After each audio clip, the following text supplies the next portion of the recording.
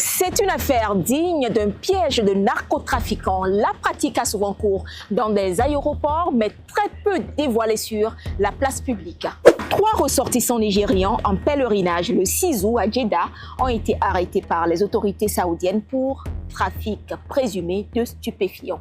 Et comme si l'affaire devait s'arrêter là, l'Agence nationale de lutte contre la drogue au Nigeria décide de mener ses investigations à la suite d'une plainte, convaincue que ces ressortissants ont été pris au piège par un réseau de trafiquants de drogue. Si nécessaire, le CEO du NDLEA est également prêt à se rendre personnellement en Arabie Saoudite pour mener cette affaire à son terme.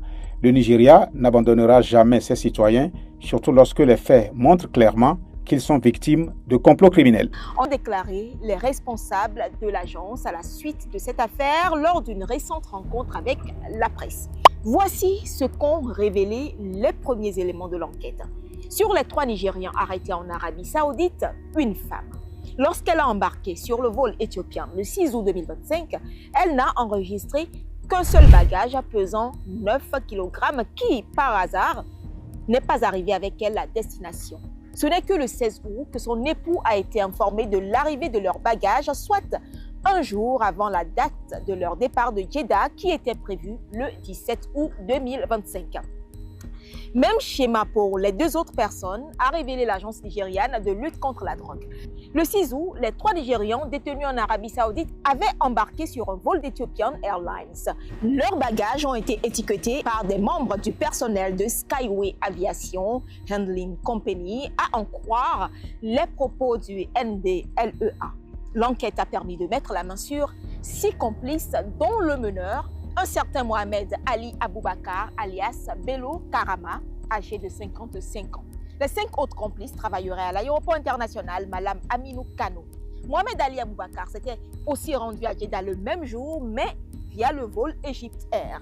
Désormais en détention, ils ont fait des aveux. Le chef du réseau a admis avoir apporté 7 bagages. Sur ces 7 bagages, une dame qui opérait au comptoir a admis avoir enregistré 2 moyennant 100 000 naira, soit environ 65 $. Un autre suspect, toujours au comptoir, a avoué avoir enregistré 2 bagages d'Ali contre le même montant. Le chef du réseau a finalement voyagé avec ces 3 bagages restant sur Egypt Air.